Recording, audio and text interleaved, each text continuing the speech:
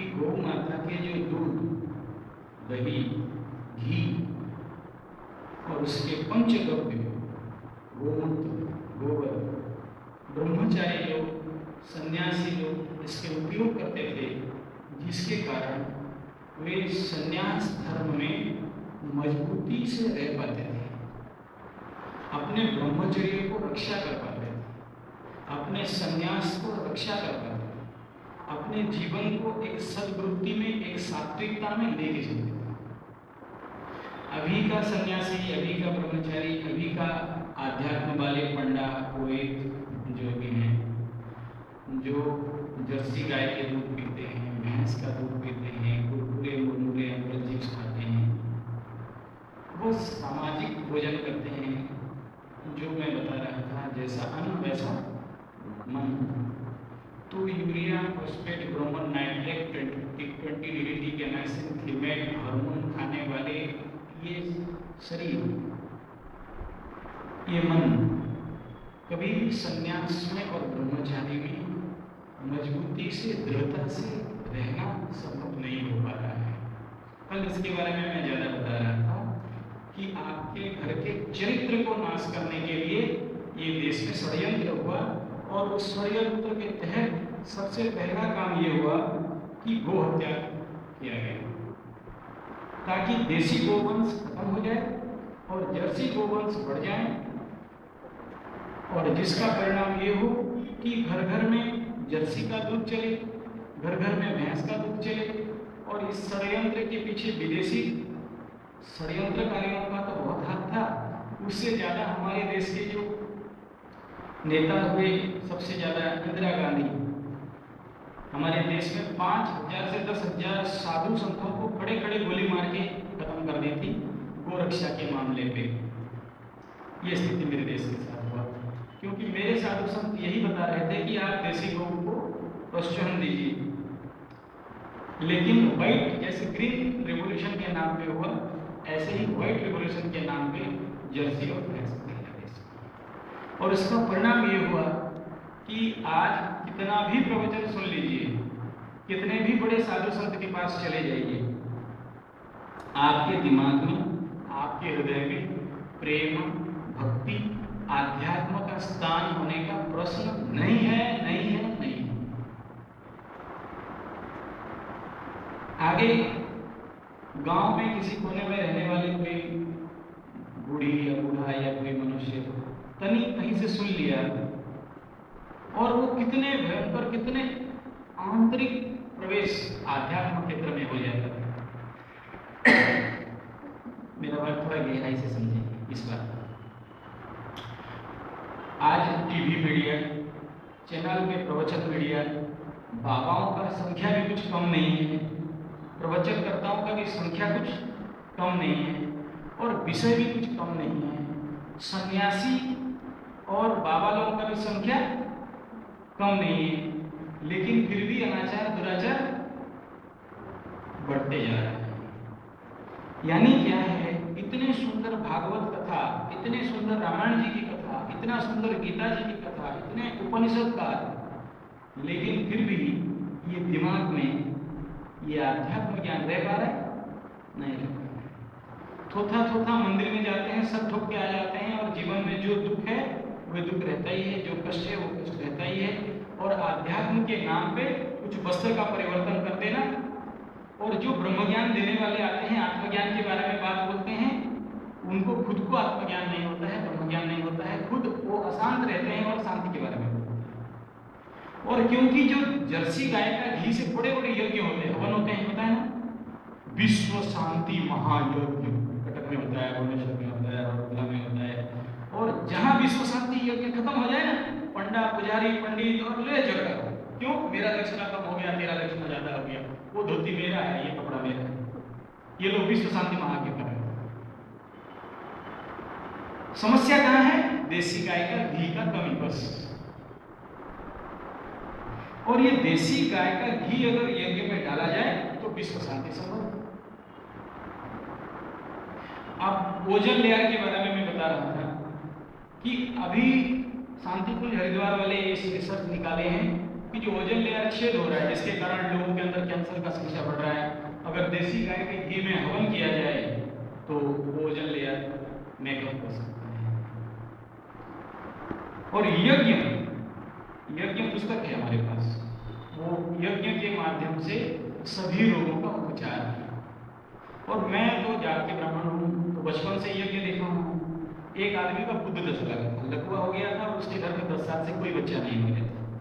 मैं अपने गुरु के पास उस समय कर्मकांड का शिक्षा दे रहा था, तो इतने में वो आया, तो अपने गुरु जी निकाले, देखे कुंडली और बताया, जब तुम 5 किलो देसी गाय का घी जुगाड़ कर लेना, बशर्ते देसी गाय का हो, और 2 साल के अंदर तुम्हारे घर में बच्चा नहीं होगा तो दोनों कान काट दो और तुम्हारा हाथ पैर सब ठीक हो जाएगा। और हम गुरु चेला और कुछ चेला थे, गए यज्ञ करने, और ग्रह शांति यज्ञ हुआ सुबह 6 से लेके शाम को 6-7 बजे तक। 5 दिन के अंदर उसका लकवा ठीक हो गया। बोले गौ माता की। ये यज्ञ का कैपेसिटी, ये देसी गाय का घी का कमाल है, और इसीलिए बोलते हैं देसी गाय। ये जो 2 दिन से चिल्ला रहा हूं ना, देसी गाय इसीलिए चिल्ला रहा हूं। और 6 महीना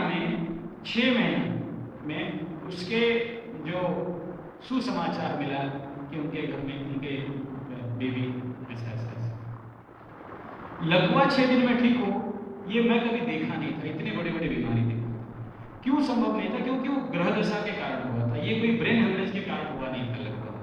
अगर ब्रेन हेमरेज के कारण होता तो ठीक होना मुश्किल था, क्योंकि लेकिन जो ब्रेन हेमरेज आज के डेट में, जो ब्रेन हेमरेज का बात बता बोलते बोलते याद आ गया, क्योंकि हम केस देखे हैं, ब्रेन में ब्लड क्लॉटिंग हो जाते हैं इधर, तो हाफ पैरालिसिस होता है, फुल पैरालिसिस होता है।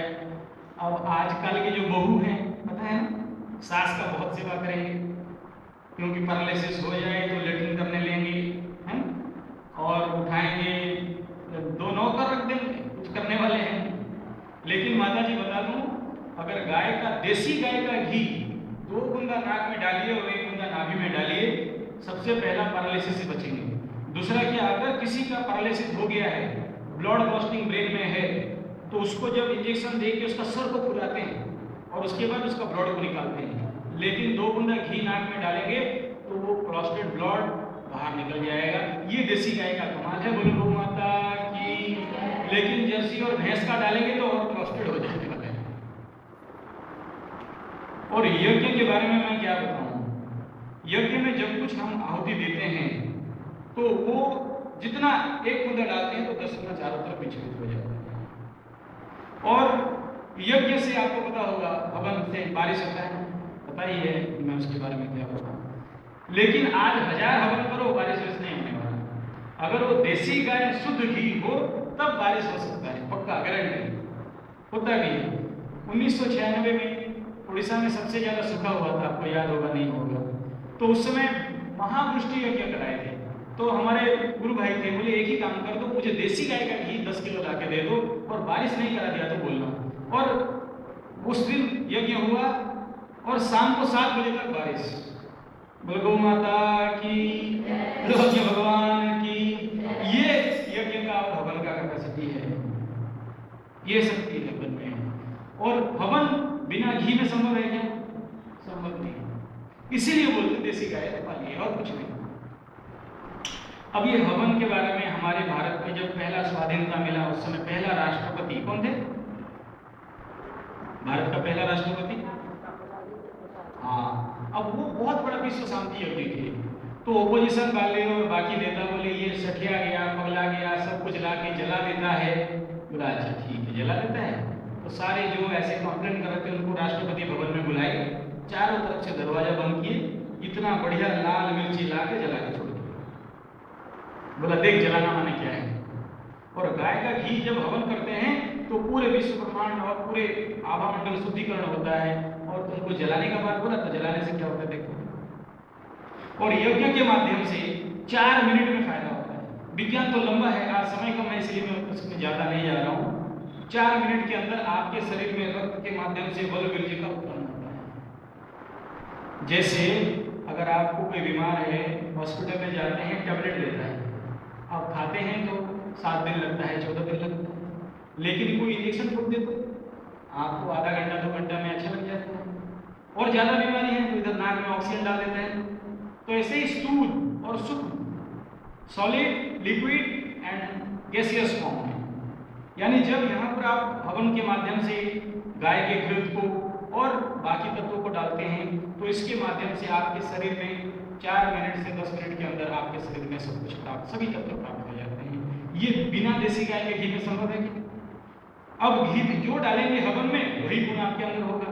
अगर भैंस का घी डालेंगे या जर्सी का घी डालेंगे तो आपके परिवार में, आपके आवामंडल में, आपके वातावरण में उस प्रकार का नेगेटिव ऊर्जा, नेगेटिव एनर्जी फैलेगा और आप खुद अपने जीवन में दुख, कष्ट और अशांति प्राप्त करेंगे। यानी इंसान का शरीर और भैंस का दिमाग, बुद्धि भैंस का। अब उसके कान में कितना बीन बजाओ, है ना, सुनने वाला है नहीं। कितना अच्छा बात बता लो, इसमें घुसने वाला है नहीं, क्योंकि भैंस का दूध, भैंस का घी, जर्सी का घी और यहाँ पर आप फिर बोलते होंगे ये महाराज को देसी गाय क्यों चिल्ला रहे हो? गो पालन माने देसी गाय बस। और क्यों देसी गाय? देसी गाय और जर्सी गाय का कल में कुछ ऐसे शारीरिक अंतर बता रहा है, कुछ वैज्ञानिक अंतर बता रहा है। आप अगर देसी गाय का पीठ में ऐसे हाथ फेरिए 5 मिनट और किसी का हाई ब्लड प्रेशर है, इधर लगा दीजिए ब्लड प्रेशर मशीन, 5 मिनट के अंदर आपका बीपी बैलेंस हो जाएगा। लेकिन जर्सी या भैंस में करेंगे तो नहीं होने वाला। विज्ञान, मेरे पास पूरा वीडियो रिकॉर्डिंग है इसका, डॉक्टर कह रहे हैं। और बताओ, आपको पता है एक आभामंडल समझते हैं? जैसे कृष्ण भगवान के साइड में से आभामंडल दिखाई दे रहे हैं, ऐसे ही अभी एक कैमरा आ गया, 5,500 रुपया पड़ता है। आपका फोटो उठाएंगे ना तो उसमें आपका चेहरा नहीं आएगा, आपका ऑरा आएगा, आपका आभामंडल आएगा। तो जो लोग मांस, मछली, अंडा खाते हैं उनका आभामंडल बहुत कम रहता है, छोटा रहता है। आप देखना कोई ब्रह्मचारी, कोई सन्यासी, कोई बाबा, वो दीप्त मंत, तेज मंत ऐसा दिखाई देते हैं आपके खाली आंख में। आपको लगता ही है कि चल के आए तो आपको लगे एकदम अंदर से कुछ बुद्धि से, तो उनका आभामंडल ज्यादा रहता है। तो ये आभामंडल मांस, मछली, अंडा खाने वाले, चमड़ा का बेल्ट लगाने वाले, चमड़ा का जूता पहनने वाले, इनका आभामंडल बहुत कम होता है या मर जाता है। अगर कोई कैंसर पेशेंट है और जो अंग उसका कैंसर हो गया है उसका अगर फोटो उठाएंगे तो वो काला काला दिखाई देगा उस कैमरा में। और अगर कोई विवाहित जिनके अंदर प्रेम है उसका फोटो उठाएंगे तो वो रेड एंड ग्रीन कलर का एक मंडल आएगा, उसको आभामंडल, उसको ओरा कहते हैं। आप देखिए होंगे, मैं किसी को फूक झाड़ के ठीक करता हूँ तो वो आभामंडल के साथ ही हम लोग काम करते हैं। अगर देसी गाय का 3 परिक्रमा कर लेंगे, परिक्रमा समझते हैं, जानदान जबाबाने जन्मान लगदान जदानदान प्रदक्षिणम बरे बरे ऐसे कहते हैं, प्रदक्षिणा कर ले गौ माता की 3 बार, तो ये आभामंडल 70 मीटर तक बढ़ जाता है। गौ माता की 70 मीटर मैंने समझते हैं ना, 7 या 21, 221 फीट इतना बड़ा आभामंडल हो जाता है और आप एकदम चमचम और शुद्ध दिखेंगे।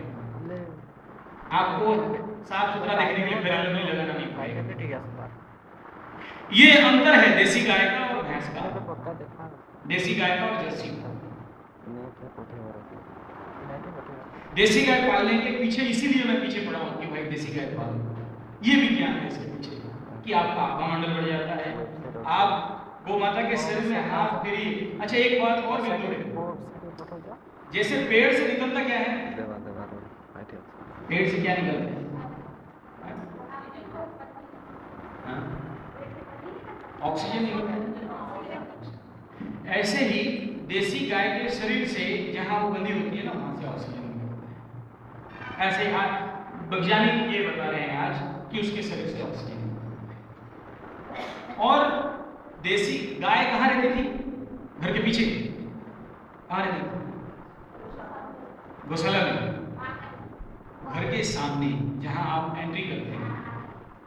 किसी का भी गौशाला, गौशाला तो एक अपभ्रंश है, किसी का भी गुहाल या किसी का भी गौ रखने का स्थान देखेंगे ओरिजिनल भारतवर्ष में तो घर के एंट्रेंस में रहता था। क्योंकि अगर कोई भी नेगेटिव ऊर्जा का आदमी, कोई भी गंदा आदमी, कोई भी गलत आदमी, कोई नेगेटिव भावना लेके आपके घर में प्रवेश कर रहा है तो वो गोबर पैर में लगेगा उसका, गौ माता के पास होते हुए गुजरेगा।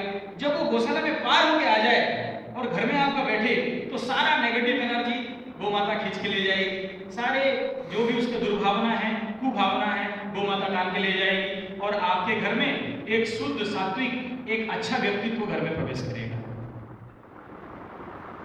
इसलिए गौशाला व गोहाल घर के सामने हुआ। और ये देसी गाय को छोटा मोटा आप नहीं समझे।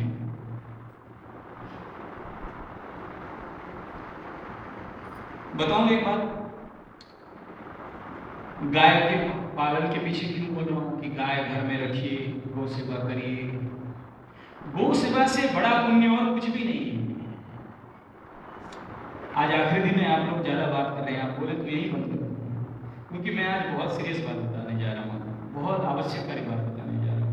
नहीं और आधा एक घंटा का तो बात है, आप इधर उधर बात करते हैं, मेरा कंसंट्रेशन डाइवर्ट हो जाता है। हालांकि मैं पत्थर जैसे भी बोल सकता हूँ, आप सुनो नहीं सुनो, बोला और भाग गया, लेकिन मैं इसके लिए नहीं आया हूँ। मैं कुछ बीज काटने आया हूँ कि मेरे देश का भोग बचे, ताकि आपका जीवन सुखमय हो, स्वस्थमय हो। कल आपके बच्चे कोई भगवान ना करे कोई कैंसर जैसे बीमारी में पड़ जाएं, क्योंकि आज कैंसर तो एक महामारी का भी रूप ले चुका है। जहां भी सुनेंगे उसको सुने क्या हुआ भाई कैंसर, क्या कल तो ठीक था आज कैसे, और तुरंत मरते हैं कैंसर से। और अगर सही में कैंसर के साथ लड़ना है तो देसी गौ का पालन करना ही पड़ेगा, घर में अग्निहोत्र करना ही पड़ेगा, घर में बलि वैश्य करना ही पड़ेगा, घर में देसी गाय का घी से हवन करना ही पड़ेगा। लाख टका खर्चा कर दिए और वो ऋषिकेश से ब्राह्मण पंडित आ गया, वो वृंदावन से पंडित ब्राह्मण आ गया, और केरल से पंडित ब्राह्मण आ गया, और वो मंत्र प्रतिष्ठा कर दी, और उसमें जितने जर्सी का घी और भैंस का घी और वो ओमफेड वाला कंपनी का घी, उस हवन में क्या फायदा? ये 6-7 दिन कथा हो ना तो लंबे से इसको पूरा विस्तार से समझाते, यज्ञ किसे कहते हैं वगैरह वगैरह, वो लंबा चौड़ा विषय है, क्योंकि 3 दिन का और मात्र 3 घंटा का विषय और 7 दिन का 14 दिन तक विषय को मैं एकदम शॉर्टकट करके मैं आपके सामने रख रहा हूँ। मेरा इतना ही तात्पर्य है कि ये गाय को छोटा मोटा मत समझिए। ये साक्षात प्रश्न होगा कि गाय कौन, बोले गावा विश्वस्य माता, विश्व की माँ है, सभी देवी देवताओं का माँ है, सभी मनुष्य की माँ है। ये हिंदू का माँ, मुसलमान का माँ ऐसा नहीं है।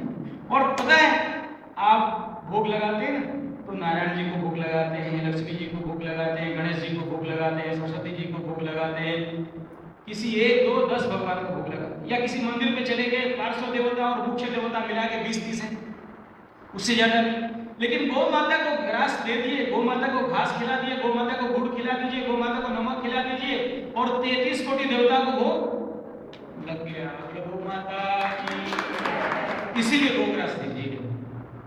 और एक बात बताता हूँ, गौ माता के मुंह में कुछ भी डालिए, 1 रुपया का दीजिए, आपको 100 रुपया मिलेगा। मैं प्रैक्टिकल देखा हुआ, हवा में बात नहीं करता, खुद मेरे पास 60 देसी गौवंश है और मैं देखा हुआ।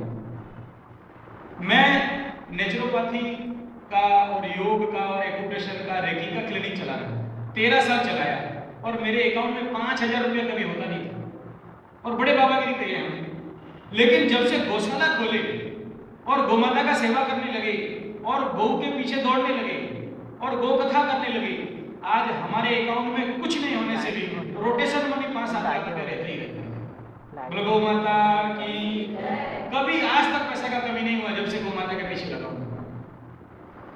और भारत के पूर्व, पश्चिम, उत्तर, दक्षिण अभी तक मैक्सिमम जगह में हमारा गौ कथा हो गया है, और इतना गौ कथा, अभी भी इतना मेरा गौ कथा है कि मैं मना करता हूँ, रुको अभी धूप है, रुको अभी बारिश है, विंटर में इसी मतलब ठंडा का समय में ही करेंगे, इतना गौ कथा करते हैं। तो ये गौ माता का कृपा करुणा दया है। एक सेठ जी थे हमारे राउरकेला में हैं, उनका बहुत बड़ा स्पोंज आयरन का फैक्ट्री था, अभी भी है, और एक समय ऐसा था कि डाउन चला, बहुत डाउन चला। उसी रास्ते पे गाय काटने के लिए जाते थे बाजार से, तो एक गाय लूली लंगड़ी थी, गिर गई, और वो लोग जो गाय काटने के लिए लेने वाले चला के ले नहीं पाए। तो सेठ जी मेरे को फोन किए, बोले महाराज जी बताओ क्या करेंगे? क्या करेंगे, रखिए, अभी तो मैं कथा के लिए आया हूँ, बाद में मैं आऊँ तो ले जाइए। मैं ले जाऊंगा अपना गौशाला में। तो अंदर ले ली और डॉक्टर मैं फ़ोन कर दिया, जाके ट्रीटमेंट किया। जिस समय वो गाय फैक्ट्री के अंदर घुस गई, वो चकित हुए कि फोन ही फोन, ऑर्डर ही ऑर्डर, पैसा ही पैसा, एडवांस ही एडवांस। और 7-8 दिन के बाद कथा समापन के बाद मैं आया और गाय को लेके अपना गौशाला और फिर फैक्ट्री था। तो वो सेठ जी बोले, महाराज ये क्या हो गया, ये तो बड़ा चकित का बात है। गाय जिस दिन फैक्ट्री में आई तो इतना इतना बिजनेस बढ़ गया, गाय जिस दिन गई बिजनेस डाउन हो गया।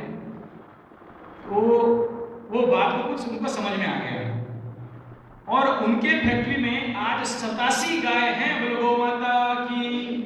और उनका सबसे बेस्ट क्वालिटी का माल प्रोडक्शन होता है और सबसे ज्यादा बिक्री उनका आज पूरे भारतवर्ष में। पूछ लेना राउरकेला में सबसे पुराना स्पॉन्ज आयरन कंपनी एक ही, बाकी सबका ठप ठाप टिप हो गया, लेकिन उन्हीं चलता है। और बताऊं, एक से नाम नहीं ले रहा हूं ये सारा, क्योंकि आपने आंखों देखा बात है और आपका भी जानकारी के होंगे। एक सेठ जी का 2 भाई, भयंकर एक्सीडेंट, उनका कार एक टैंकर के नीचे घुस गई, गर्दन चिपा के आधा बैंड, और उनको लेके आईजीएच में गए, आईसीयू में डाला गया। और वो आईसीयू वाले बोले हम लोग ठीक नहीं कर सकते, तो उनको तुरंत रातों रात वो फ्लाइट एम्बुलेंस बुला के दिया गया। और वो अपेलो वाले भी हाथ जोड़ दिए, बोले इसमें हमारा कोई नहीं। तो उनको कोई बोल दिया, कोई उनका गुरुजी बोल दिया उनको कि ऐसा कोई गाय बचा के लाओ जो कटने जा रही है। तो बोले ये काम कौन कर सकता है, बुलाओ आचार्य संजय को। फिर मैं गया, मेरे को हाथ में दिए 40-50 हज़ार रुपये, बोले महाराज ये लो, ऐसा गाय बचा के लाना जो कटने जा रहा है। और फिर मैं निकला गाय को ढूंढने, और जाके उड़ीसा बॉर्डर और झारखंड बॉर्डर, जहाँ पर हरदा का होता, जहाँ पर जैसे बकरी काटते हैं ना लाइन लगा के, ऐसे ही गायों को काटा जाता है, वहाँ जाके मैं पहुँच गया। तो सारे मुसलमान मेरे पूरा पहचान वाले थे। बोले महाराज कहाँ आ गए हो, फिर कहीं प्रवचन देने आएगा तुम्हारा? बोले क्या चाहिए? बोला ऐसा ऐसा गाय चाहिए। बोला जाओ महाराज हम लोग आपके पास पहुँचा देंगे, बॉर्डर पार करवा देंगे, आप ले नहीं पाओगे। तो मैं आ गया उड़ीसा बॉर्डर में, वो लोग बॉर्डर पार करा के गाय पहुँचा दिए। और जिस पल गाय आके हमारा गौशाला में घुसी है, डॉक्टर बोला दोनों भाई डेंजर से बाहर। और आज वो लोग ठीक ठाक हैं और अपना धंधा चला रहे हैं, अपना फैक्ट्री चला रहे हैं। बोलो गौ माता की, ये गौ माता और ये देसी गौ माता। और सुनो, एक और बड़े सेठ जी, नाम नहीं लूंगा, लेकिन आप इनडायरेक्टली कहो तो मैं उनके पास घुमा के दिखा सकता हूँ। कभी भी राउरकेला 5 दिन का छुट्टी लेके आइए, मैं उन सेठों के पास लेके घुमाऊंगा, आप देख लेना और सुन लेना। नाम लेने के लिए मुझे वो लोग मना किया, मेरा हार्दिक विचार है कि वो नाम डिस्क्लोज नहीं हो, और व्यास गद्दी में बैठा हूँ, भगवान झूठ नहीं बोल रहे। एक सेठ, उनके घर में उनके दिमाग में कोई डाल दिया अंग्रेज, काला अंग्रेज, बोला जर्सी गाय पालिए, दूध बढ़िया होगा, और ये घुसाए अपना। अच्छा लाए तो लाए, कहाँ लाए? फैक्ट्री में, कैटल फीड का फैक्ट्री था, जर्सी का है, घुसाए। 15 दिन गया, 20 दिन गया, 1 महीना, 2 महीना, 6 महीना, बड़ा तारीफ किए, बढ़िया दूध है, बढ़िया दही है, और ये है वो है। मैं बोला ठीक है कोई बात नहीं, देख लो मत नजर। 1.5 साल के अंदर उनका फैक्ट्री बंद हो गया, उनको फैक्ट्री छोड़ के घर आना पड़ा। ये जर्सी गाय बंद हो गया फैक्ट्री, कैटल फीड का फैक्ट्री। बाद में फिर वो हमारा मैं उनका रिकॉर्डिंग रखा हूँ, हमारा गौ कथा में आए, कैसा कैसा करके बैठे, रातों रात सारा जर्सी गाय को भगाए, देसी गाय लाके बांधे, और आज उनका फैक्ट्री चल रहा है। गौ माता की, और बढ़िया से ये गौ माता का। एक सज्जन का 10 से 15 साल तक कोई बच्चा उच्चा नहीं था, तो आके मेरे को बोले कि एक सुंदर 2 पुस्तक अगर कहीं से मिले तो देख लेना, बहुलर और चिट्ठी इंडिया में है, और एक पुस्तक है गुहाड़ा भरा डॉक्टर खाना, कटक से ही लिखा हुआ है, दोनों पुस्तक कहीं मिल जाए तो देखो। वो पुस्तक में दिखाया कि पुत्र प्राप्त करने का तरीका, वो पढ़े और उसके ऊपर काम किए। और हमारे गौशाला में 2 गाड़ी पुआल ला के भर दिए, और बोले और महाराज क्या चाहिए? बोला तुम तो खुद पढ़े हो, हम तो मांगते नहीं है किसी को 1 रुपया भी, मांगा तो भीख, दिया तो दान, और मांगने से हित नहीं और देने से पुण्य नहीं। बिन मांगे मिले और मांगे तो हाँ, तो ये प्रिंसिपल बहुत गहराई से मैं बात, मुझे कुछ नहीं चाहिए, अब गाय को पूछो गाय को क्या चाहिए वो समझो। तो वो बड़े जोर से सेवा करने लगे गौ माता का, और जैसे जैसे पुस्तक में लिखा था ऐसे ही हवन करने लगे, खुद आके अग्निहोत्र करने लगे, बलि वैसे करने लगे, और गोग्रास निकालने लगे। और आप विश्वास नहीं करेंगे, गोमूत्र मैंने पिलाया, उनको रेगुलर गोमूत्र पीते थे। 3 साल के अंदर उनके घर में सुपुत्र जन्म हुआ, बोलो गौ माता की। और वो खुद आके 3 लाख का हमारे वहाँ एल्वेस्टर डाल दिए, ईटा डाल दिए, और गौशाला बन गया, बोलो गौ माता की। ये गौ माता का मैं कितना गुणगान करूं, मेरा जीवन का अपना अनुभव बताता हूं। किताब में तो है, आप ये पुस्तक पढ़ लेना, गौ सेवा के चमत्कार, एक या 2 पीस है, बाकी आप गीता प्रेस गोरखपुर से कलेक्शन कर सकते हैं। क्या क्या नहीं लिखा है आप देखो। और गो अंक है मोटा मोटा, मेरे रूम में हमें नहीं ला पाया, गो अंक का भी अध्ययन करो, आप देखो।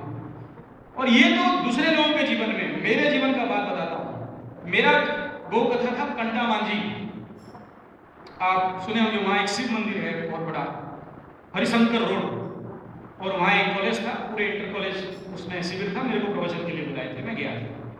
तो रात को ट्रेन पकड़ा राउरकेला से संबलपुर स्टेशन पे उतर गया खेतराजपुर में, और दूसरा ट्रेन आएगा कंटा मांझी इधर से आएगा, कटक से होते हुए भुवनेश्वर से होते हुए मैं पकड़ूंगा। तो सुबह 3 या 4 बजे वो गाड़ी पर मैं खड़ा, तो मैं थोड़ा ऐसे सोते सोते सो गया, और एकदम नींद आया, तो उधर से अनाउंस हो रहा है कि कंटा मांझी एक्सप्रेस छूटने वाली है।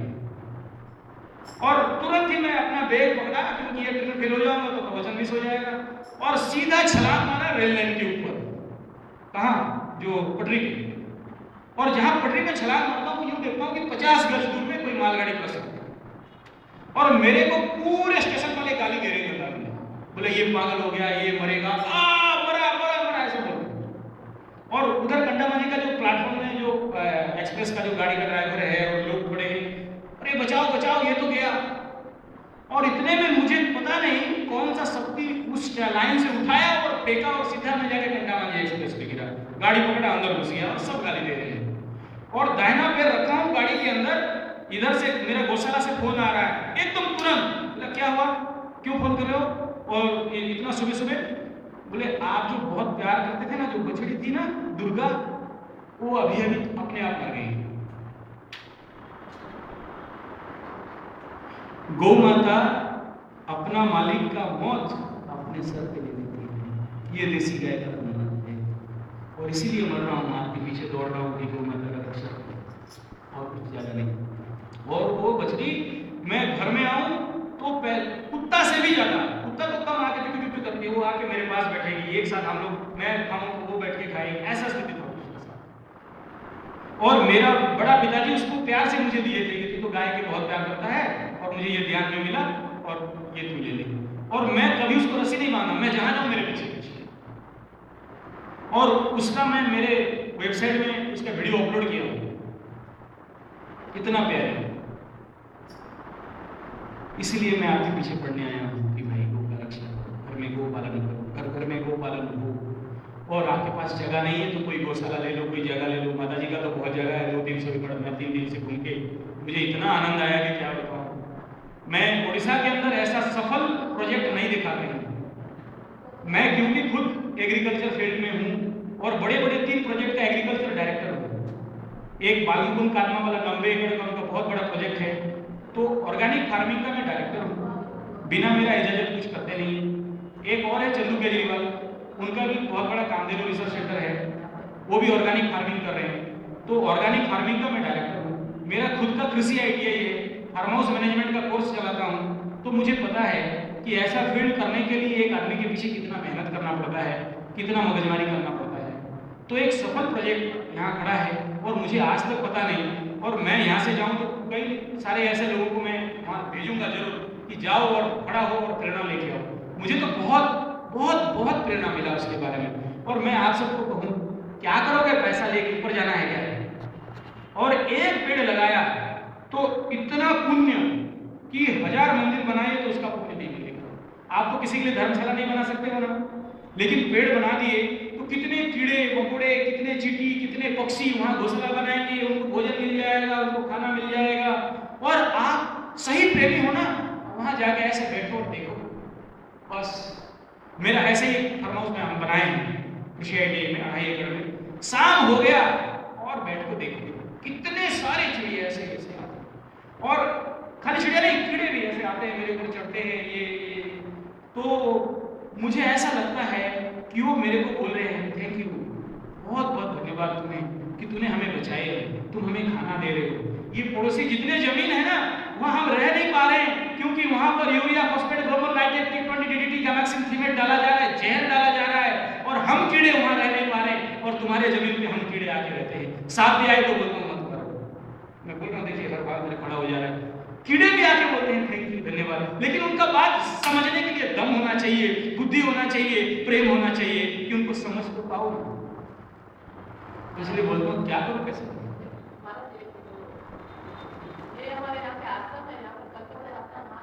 अच्छा, हाँ बहुत बड़े, बहुत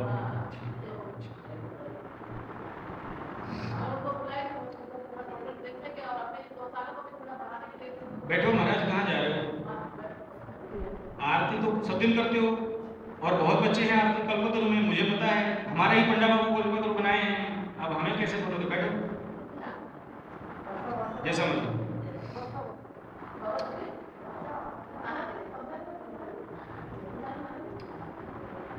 ठीक है। गोविंद जय जय गोपाल जय जय,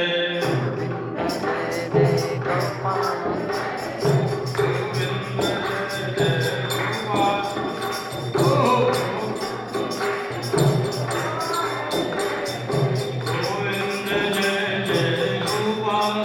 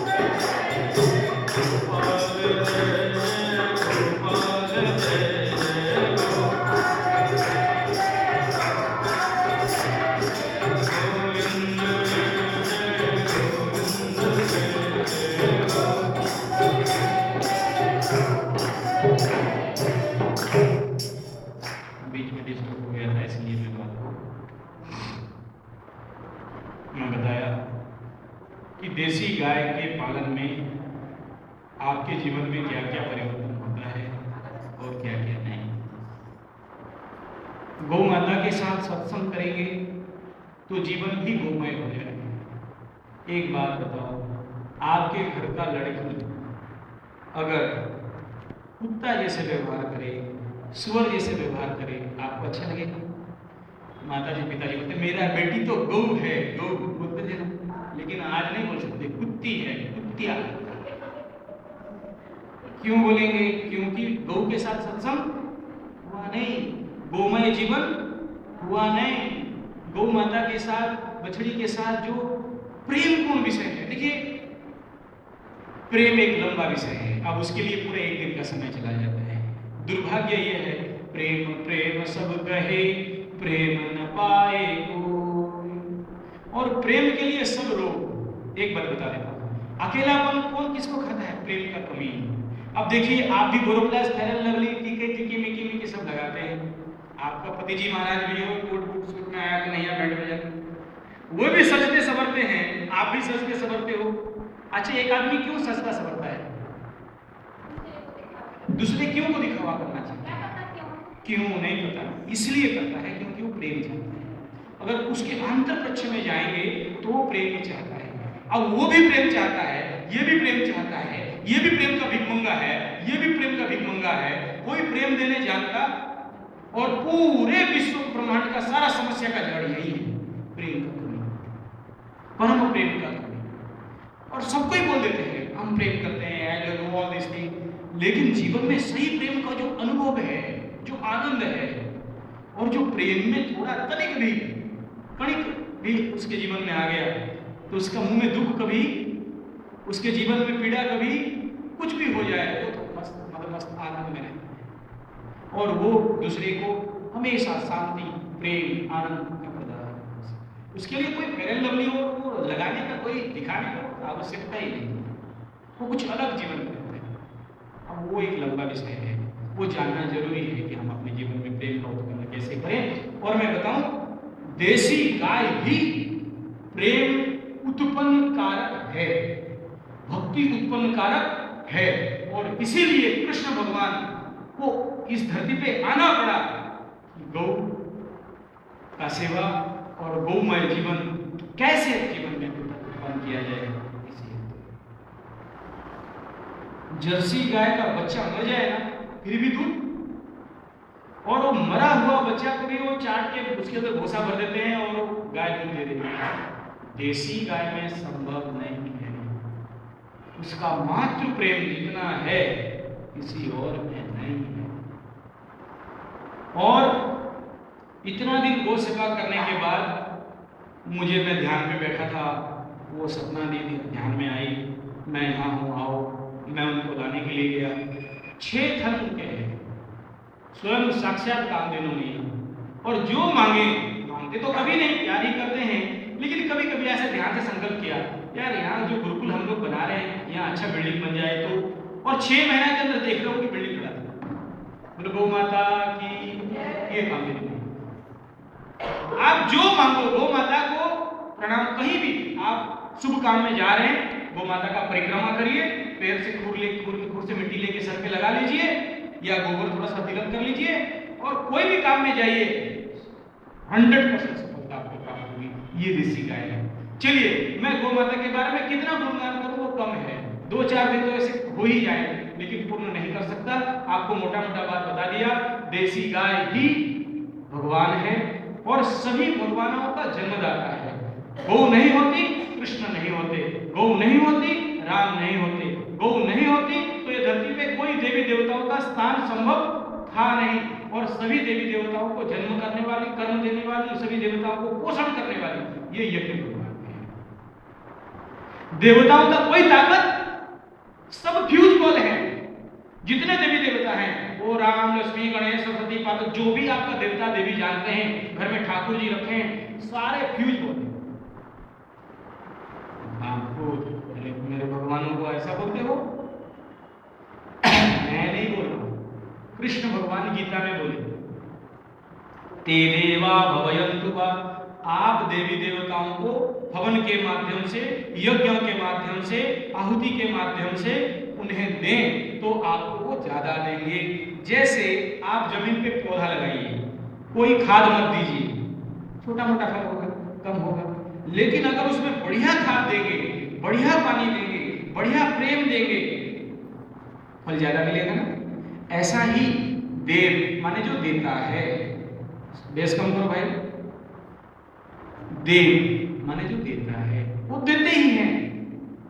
लेकिन सोचिए, इतना ठाकुर का पूजा करते हैं, देवी देवता का पूजा करते हैं, लेकिन जब असुविधा होता है, किसी प्रकार का अशुभ घड़ी होता है, किसी प्रकार के जीवन में कष्ट आता है, पीड़ा आता है, और देवी देवताओं के पास लेके माथा ठोकते हैं, नारियल फोड़ते हैं, भगवान को पूजा करते हैं, आपका मनोकामना पूर्ण होता है? नहीं, 90% नहीं होता है, बाय मिस्टेक 10% हो गया तो हो गया। आपका दुख आता है, कष्ट आता है, भगवान जी के पास, ठाकुर जी के पास, उस पत्थर को, उस मूर्ति को जाके सर ठोकते हैं, आपका मनोकामना पूर्ण होता है? नहीं होता है। क्यों नहीं होता है? देवताओं का ताकत बढ़ाना है तो उनको खाद देना पड़ेगा, और उनका खाद क्या है? हवन के माध्यम से, यज्ञ के माध्यम से। गीता में भगवान, ये कृष्ण भगवान ये बताए। तो आप अगर अपने देवी देवताओं को, आपके कुल देवताओं को, आपके इष्ट देवताओं को शक्तिवान करना चाहते हैं, पावरफुल करना चाहते हैं, और उनको जीवन में आप सही में उतारना चाहते हैं, तो यज्ञ के माध्यम से उनको शक्तिवान करिए। बोलो माता की। वरना जिंदगी भर वो थोथले, पत्थर, लकड़ी, मूर्ति, फोटो के पीछे पड़ जाइए, आत्मकल्याण नहीं होने वाला। मैं थोड़ा हार्ड कह रहा हूं तो मुझे क्षमा करना, लेकिन ये परम सत्य बात है। इस पेज को यहाँ समापन, अगला विषय में चलेंगे, जिस विषय के लिए मैं यहाँ आया हूँ। गौ का जितना भी कहूँ, अंदर तो और भावना आ रहे हैं, लेकिन मैं जानबूझ के उसे कम कर रहा हूँ। गोविंद जय जय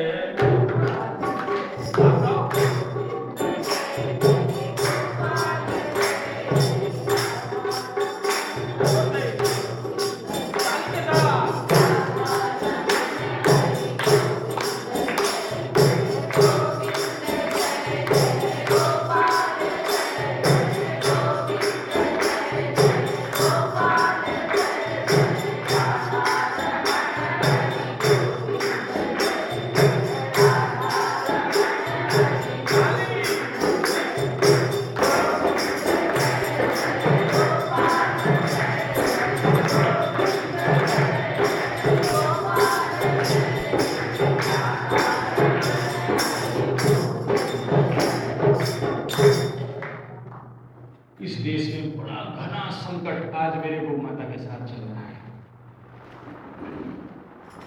आप विश्वास करें या ना करें, ये गौ माता जो हमारे भोजन दाती है, ये गौ माता जो हमारे चरित्र देने वाली है, ये गौ माता जो हमें दूध देने वाली है, ये गौ माता जो माता से भी, जिस माता ने ज्यादा दूध पिलाया, ये माता जो आभा मंडल को रक्षा करने वाली है, ये गौ जो हवन के माध्यम से आपके देवी देवताओं, जो मूर्ख देवी देवता है, जो दुर्बल देवी देवता है, उनको शक्ति देने वाली ये गौ माता है। ये धर्म, अर्थ, काम, मोक्ष चतुर्वर्ग फल प्रदायिनी ये गौ माता है।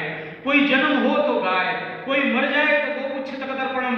बिना गाय का पितृपुरुष को पिंड मिलता नहीं है, बिना गाय का शुद्धिकरण होता नहीं है। और मैं बताऊं, यहाँ पर कोई एक भी हिंदू नहीं बैठे होंगे जो गोबर गोमूत्र नहीं पिए होंगे, सबको ही पिए हैं, अनजाने में, पता नहीं है। यानी आप शुद्धिकरण बिना गोबर गोमूत्र में संभव नहीं है। वो गाय, जानते हैं आज कितना भयंकर अत्याचार गौ माता के साथ हो रहा है। आज बड़े बड़े बाजारों में उनको चलाते चलाते 250-300 किलोमीटर लिया जाता है, खूर घिस के खत्म हो जाता है, तो खूर पैर में नाल ठोक देते हैं, लोहे का कांटा ठोकते हैं, खून निकलता रहता है, फिर भी लेते हैं। बुढ़ी गाय, बुढ़ी बैल चल नहीं सकती, तो उनको जबरदस्त क्या करते हैं, मोटे मोटे लोहे का डाफन है, उसमें उनके मलद्वार में छेद कर देते हैं और नमक मिर्चा ठूसते हैं ताकि वो और दौड़े। और भूखे खाना नहीं देते हैं, पानी नहीं देते हैं, क्योंकि खाना पानी देने से दौड़ के नहीं जा सकते। और उनको जबरदस्ती धूप में बिना भोजन बिना पानी का पीट पीट के, आप देखना जो गाय का बाजार से लेते हैं ना, तो शरीर में उनका ऐसा ऐसा पूरा बीट जैसे लाइन गिर गया होता है, और उनको जबरदस्ती पीट पीट के उड़ीसा के बॉर्डर पार करता है। क्योंकि उड़ीसा के अंदर गवर्नमेंट का नियम है कि ट्रक में लोड करके नहीं ले सकते, लेकिन फिर भी छुपा के ले लेते हैं। और उड़ीसा का बॉर्डर पार हो जाए तो करते क्या जानते हैं, वो नाक में एक डांफल लेके छेदा कर देते हैं। ये फोटो रखा हूं कलर वाला, हवा में बात नहीं करता हूं। नाक में देखिए छेदा कर देना, नाक में, ये देखिए फोटो इसमें है, बाद में देख लेना। लंबा डांफल से नाक में छेदा करके रस्सी बांध के ऊपर टांग देते हैं, और जैसे बोरियां लोड करते हैं ना ट्रक में, एक के ऊपर एक, एक के ऊपर एक, चारों पैर को बांध के उसके अंदर घुस देते हैं। यानी एक ट्रक में मुश्किल से 10 गाय 20 गाय जाने वाले जगह में 70 से लेके 100 गाय बछड़ी जबरदस्त अंदर एक के ऊपर एक घुस दिया जाता है। और उस गाय की प्रेशर से नीचे वाला गाय पिचक जाती है, कोई सांस नहीं ले पाती, मर जाती है। और ऐसा भी देखा गया है कि उसके पेट से बच्चे अपने आप निकल जाते हैं और वो ट्रक में आधा दम तोड़ देती है। और बाकी जो बच गए उनको लेके कलकत्ता में, बांग्लादेश में, रांची में बड़े बड़े कत्ल खाना है, मिसिंग फ्लोटिंग, मेरे लैपटॉप में सारा है। दूसरा कभी बड़ा कथा करेंगे तो पूरा मैं प्रोजेक्टर इसलिए लाया हूँ, दिखाता आपको। और उनको क्या करते हैं, सबसे पहले लेके बीटिंग मशीन होता है, लंबा लंबा लोहे का चाकू, उसमें पीटा जाता है। गाय जितना चिल्लाएगी उसका दिमाग का नस नाड़ी फटेगा और पूरा खून फट के, खून का नाड़ी फट के मांस के साथ मिल जाएगा। और उसके ऊपर 200-300 डिग्री का स्टीम टेम्परेचर वाटर, इतना मतलब वो स्टीम पानी गरम गरम जिंदा रहती है गाय, और उसके ऊपर डाल दिया जाता है और जिंदा जिंदा उसका सारा बाल अपने आप नीचे गिर जाता है। और गाय तब तक जिंदा है, चिल्लाती है, और उसके शरीर का पूरा चमड़ा लेद मशीन लगा के खींच के पूरा बाहर कर देते हैं, और गाय ऐसे ही खुली खुली रहती है। और पेट में लंबा लोहा पाइप घुसा के उसके अंदर स्टीम भर दिया जाता है, गाय फूल जाती है और सारा खून निकाल के बाहर और वो खून से आयरन टैबलेट, कैल्शियम टैबलेट। आज मेरे उड़ीसा में अगर कोई माँ गर्भवती हो ना, तो ये बदमाश सरकार, गवर्नमेंट, ये उल्लू पाथी, डाकू डकायत, ये नोचिंग होम के डायन आपको आयरन खाओ, कैल्शियम खाओ, फॉलिक एसिड खाओ। रे मूर्ख, तेरा माँ जब तेरे जन्म दिया था तो कितना आयरन पिल खाया था, कैल्शियम पिल खाया था और फॉलिक एसिड खाया था। और मेरा दादी अम्मा तो 10-10 बच्चा ऐसे निकाली थी, कितना कैल्शियम और फॉलिक एसिड खाई थी। और जितने सारे एलोपैथी का मेडिसिन बनता है, जो काला और लाल खाते हो ना, जिलोटिन, वो गाय का हड्डी से बनता है। और ऐसे गायों को कष्ट दे के उनको मारा जाता है। और बात इतने में खत्म नहीं होता, जिस गाय का पेट में बच्चा होते हैं ना, उसको 4 महीना 5 महीना में जबरदस्ती मशीन लगा के निकालते हैं और उसका चमड़ा को पीट पीट के बाहर निकाला जाता है। क्यों निकाला जाता है? उसको बहुत नरम नरम मांस होता है, उसको बोलते हैं कफ लेदर। वो बछड़ी का चमड़ा, वो विदेशी औरतों को और हमारे भारतवर्ष में भी संख्या लघु औरतों को नरम नरम चमड़ा का भंडी बैग, चमड़े का वो पर्स, वो चमड़े का जूता चप्पल उनको बहुत अच्छा लगता है। और वो नरम नरम मांस उनको खाने के लिए अच्छा लगता है, इसलिए वो उस बच्चे को अलग, उसका रेट ज्यादा, कीमत ज्यादा। और वो गाय कटने के बाद हड्डी अलग, मांस अलग, उसके अंदर जो चीज है उसको लेके एलोपैथी वाले मेडिसिन बनाते हैं। और उसका चर्बी निकाल के ये जितने सारे देवी घी और कई सारे अमूल घी, ये पंफेड घी, ये जितने सारे घी कंपनी बैठे हैं अलग। आप बोलोगे ये झूठ बोल रहे हो, कंपनी वाले ऐसा कभी नहीं करेंगे। कंपनी वाले करते नहीं करते अलग बात है, डुप्लीकेट कंपनी वाली इस चमड़ा को लेके उनका डब्बा का पैकिंग करके उनसे ज्यादा मुनाफाखोरी के चक्कर में उन कंपनियों के अंदर फेल देते हैं। और आप घर में लाते हो देसी गाय का घी, लगा परोठा में और टुक मुंह में, और गाय का चर्बी खाते हो और मंदिर में चले जाते हो, ओम जय जगदीश हरे, चालू हो गया। गौ माता कहां से खुश हो? आपका जीवन में कहां से सुख शांति समृद्धि आएगा? ये गौ माता के साथ अत्याचार हो रहा है। और यही कर वो माँ जो बैठी है ना इस उम्र में 75 साल में चश्मा पहन के यहाँ पर मेरे साथ धूप में तब खा रही है ना, ये इसीलिए आपके पीछे आई है कि कुछ माताएं तो जब जाओ, कोई तो गौ माता का रक्षा के लिए आओ, क्योंकि गौ माता का रक्षा मां नहीं करेगा तो करेगी कौन? बाहर वाले मुसलमान भाई बहन, क्रिश्चियन भाई बहन। और गौ माता का रक्षा के लिए आओ, यही बात बोलने के लिए हम लोग इतना दूर से आए हैं। ये तपती धूप में मैं बोला हाँ माँ हम करेंगे गौ कथा, जितना भी धूप हो जाए, ज्यादा लोग आए नहीं आए, 10 भी आ जाए, लेकिन हम अपना सारा काम छोड़ के ढेंकानाल में समय देने आए। और माता जी वो क्या संस्था बनाया है अंगुल में महिलाओं का? मातृशक्ति गोरक्षा समिति या गोरक्षा निधि, ऐसे जिसमें सारे माताएं निकालते हैं, पैसा देते हैं। अनुगुल गौशाला में बहुत बड़ा काम चल रहा है। अनुगुल गौशाला पहले तो जर्सी भी कुछ रखे थे, फिर हमारा कथा हुआ, हम आए, सबको संगठित किए, फिर वो गौशाला आज बहुत अच्छा स्थिति में है, फिर भी वहाँ बहुत अच्छे से दाना नहीं मिल रहा है। आप सबको मेरा अनुरोध है, मैं कोई कथा दक्षिणा पाने और वो सुनाने उसके लिए नहीं है, वो भगवान का दिया बहुत है अमाप है। और आप क्या दोगे गौ माता को बोलने तो सब लाके भर देगी। वो आपके आमने सामने का गौशाला है, मैं ऐसा नहीं कह रहा हूँ दूसरा गौशाला मत खोलिए, एक गौशाला है और आप सब मिलकर उस गौशाला से उत्पाद कैसे बने और वहाँ भी आपका जो भी सहायता जाए, वहाँ का गाय उनको अच्छा भोजन मिले। और उसके बाद यहाँ भी कोई छोटा मोटा गौशाला, बड़ा गौशाला नहीं खोलना, बड़ा गौशाला नहीं खोलना, ऐसे गौशाला खोलना जहाँ लाली लंगड़ी गाय रोड पे प्लास्टिक खा के मर रही है।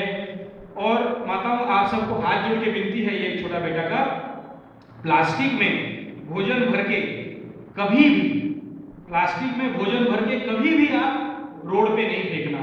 रोटी और कुछ भी फेंक के आप फेंक देते हो ना, तो गौ माता खाती है, पेट फूल जाता है और मर जाती है, तो गौ हत्या का दोष आप सबको लगेगा।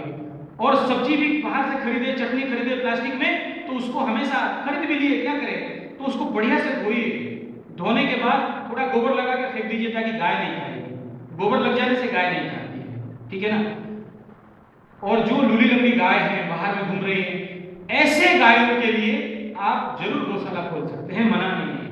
लेकिन गाय का घर आपका घर है, आप अपने घर में नहीं रह रहे हो, गौ माता के घर में रह रहे हो। क्यों?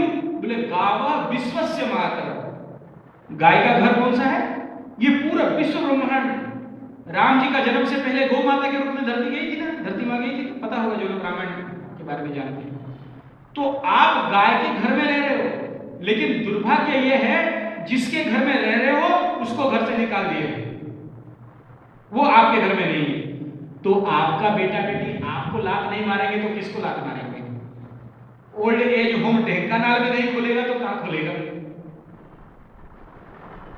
आप सोचिए, आप अपने माँ को पूजा नहीं करते हो, अपने माँ का सेवा नहीं करते हो, उसे प्लास्टिक खिलाते हो, उसको लेके गौशाला में घुसा देते हो, तो इस देश में वृद्धाश्रम खुल जाए, ओल्ड एज होम खुल जाए, कोई आश्चर्य वाली बात है क्या? और ये देश तो माताओं का देश है, दुर्गा माँ का देश है, लक्ष्मी माँ का देश है, काली माँ का देश है, गौ माता का देश है, गंगा माँ का देश है, गीता माता का देश है, माताओं का देश है, भारत माता का, भारत को ही माँ कहा गया है। और दुर्भाग्य क्या जानते हो? आज अपने माँ के ऊपर सबसे ज्यादा अत्याचार है। और जो आपके सुपुत्र है ना, लड़के, मुझे पता नहीं ढेंकानाल में ऐसा नहीं होता होगा, लेकिन बड़े शहरों में, हमारे राउरकेला में, कलकत्ता में, मुंबई में, जितना जगह मेरा गो कथा हुआ है मैं गया हूं। आज के कथा कथित लड़का, ध्यान से देना, समापन की ओर आ रहे हैं और समय बहुत कम है, समापन की ओर आ रहा हूं और इस बात को ज्यादा ध्यान देना। कथा कथित आपके बेटा बड़ा हो गया, कॉलेज पढ़ के नॉलेज लेके आ गया, कॉलेज जाके नॉलेज पढ़ के आ गए, तो सबसे पहला लाभ अपने माँ के ऊपर, मंगलसूत्र छीन के ले जाए, बेचे और बढ़िया वाला यामा बाइक खरीद के पीछे लड़की पढ़ाने घुमाए। ये आज चल रहा है, माताओं को थप्पड़ मिल रहा है। आप पेपर में पढ़े होंगे, राउरकेला स्टील प्लांट में गेट के ऊपर, जो स्टील प्लांट है ना, वो गेट के ऊपर एक बुढ़ी माँ बैठ के हड़ताल की, गोविंद जय जय,